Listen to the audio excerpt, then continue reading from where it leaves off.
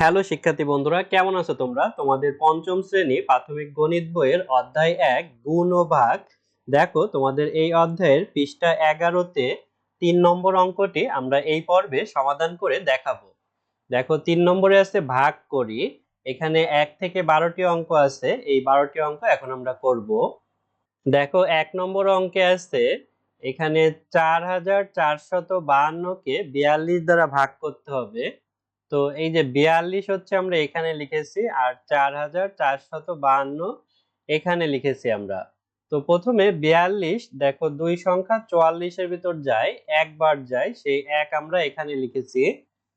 তো ৪৪ এর ভিতর ৪২ একবার নিলে ৪২ হয়। তো ৪৪ থেকে ৪২ বিয়োগ করলে ২ হয়।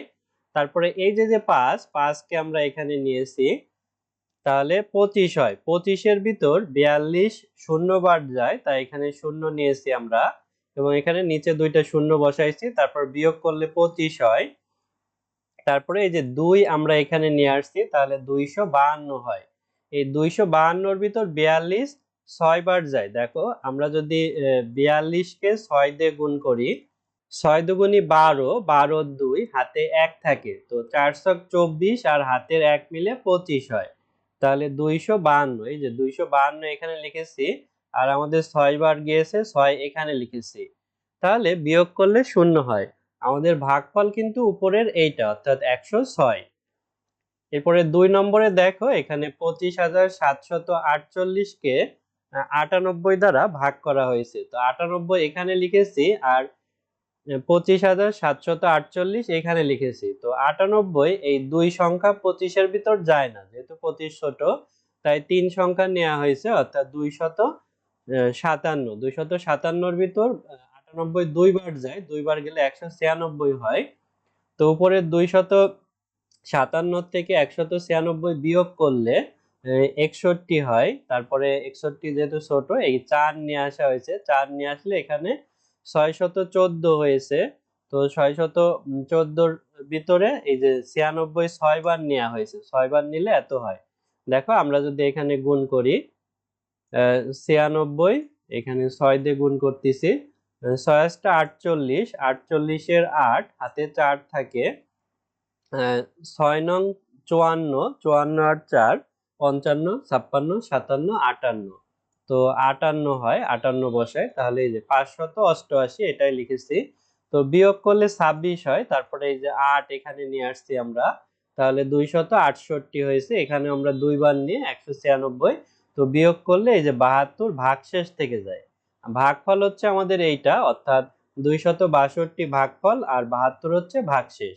এরপর দেখো ৩ নম্বরে ৪,৫৯২ ভাগ ১৭৯। তো এখানে ১৭৯ এখানে লিখেছি, আর এখানে ৪,৫৯২ লিখেছি। তো এটা যেহেতু ৩ সংখ্যা, ৩ সংখ্যার ভিতরে আমাদের ১৭৯ দুইবার গিয়েছে, দুইবার গেলে ৩৫৮ হয়। তো উপরের সংখ্যার সাথে বিয়োগ করলে ১০১ হয়, তারপরে ২ এখানে নেওয়া হয়েছে, তাহলে এইটা হয়েছে, অর্থাৎ ১০১২ হয়েছে। এর ভিতর আমাদের এই ১৭৯ এটাকে আমরা যদি ৫ দিয়ে গুণ করি, দেখো তো ৫ নং ৪৫ এর ৫ হাতে ৪ থাকে, হাতে ৪ এখানে লিখে দিতে পারি। তারপরে হচ্ছে আমাদের ৫ এর সাথে ৭ গুণ করতে হবে, ৫ × ৭ = ৩৫, আর ৪ হচ্ছে ৩৯, ৩৯ এর ৯ হাতে আবারও, হাতে আমাদের ৩ থাকে, ৫ অক্ষে ৫ আর ৩ এ ৫, ৬ ৭ ৮, এই যে ৮৯৫ এটা হয়। তো উপরের সংখ্যার থেকে বিয়োগ করলে ১১৭ হয়। এটা হচ্ছে আমাদের ভাগশেষ, আর ভাগফল হচ্ছে ২৫। ৪ নম্বর অঙ্কে দেখো এখানে ৩১,১৬০ কে আমরা ৩২৮ দ্বারা ভাগ করব। তো এখানে এই যে ৩২৮ এবং এখানে ৩১,১৬০ লেখা হয়েছে।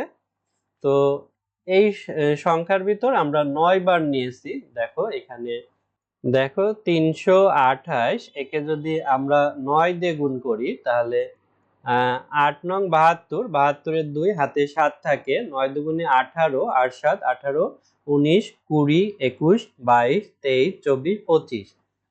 25 হয়, 25 এর 5 হাতে 2 থাকে, তারপরে 3 নং 27 আর 2 হচ্ছে 28 29, তাহলে 29 লিখলে এত হয়। এই যে এটা আমরা এখানে লিখেছিলাম। তো বিয়োগ করলে 164 হয়, এই শূন্য এখানে নিয়েছি, তারপরে আবারও এই সংখ্যার সাথে আমরা 5 গুণ করেছি, 5 গুণ করলে এই সংখ্যাটা হয়, তারপর বিয়োগ করলে শূন্য হয়, অর্থাৎ এখানে কিন্তু আমাদের কোনো ভাগশেষ নেই। তো এখানে 12টি অঙ্ক আছে, তো সবগুলো অঙ্ক তোমাদের এভাবে দেখানো সম্ভব না, আমরা এখানে দেখাই যাচ্ছে, অর্থাৎ এগুলো একই রকমই অঙ্ক হবে। 5 নম্বর, 6 নম্বর, 7 নম্বর, 8 নম্বর, 9 নম্বর, 10 নম্বর। তো এগুলো অনেকটা একই রকমই অঙ্ক। দেখো এখানে 167, এখানে 5 বার গিয়েছে, 5 বার গিয়ে আমাদের কোনো বিয়োগফল আসেনি, বিয়োগফল শূন্য হয়েছে, তারপরে এই শূন্য নিয়ে আবার এখানে 50 করা হয়েছে।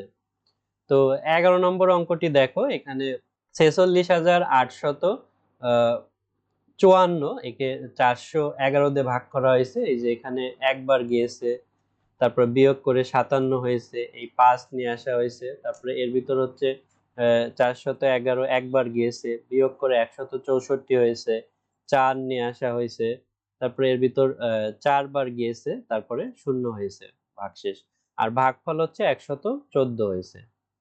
তারপরে এই যে 12 নম্বর অঙ্কটিও সহজ, অর্থাৎ 4275 ভাগ 225, এই যে 427 3 সংখ্যার ভিতর একবার গিয়েছে, বিয়োগ করে 202 হয়েছে, এরপরে এই 5 নিয়ে আসা হয়েছে, এবং আমরা দেখো 225 এর সাথে যদি 9 গুণ করি, তাহলে 5 নং 45 এর 5 হাতে 4 থাকে, 9 দুগুণে 18, 8 4 22, 22 এর 2 হাতে 2 থাকে, 9 দুগুণে 18 আর 2 এ 20 হয় আর কি, এই যে 20।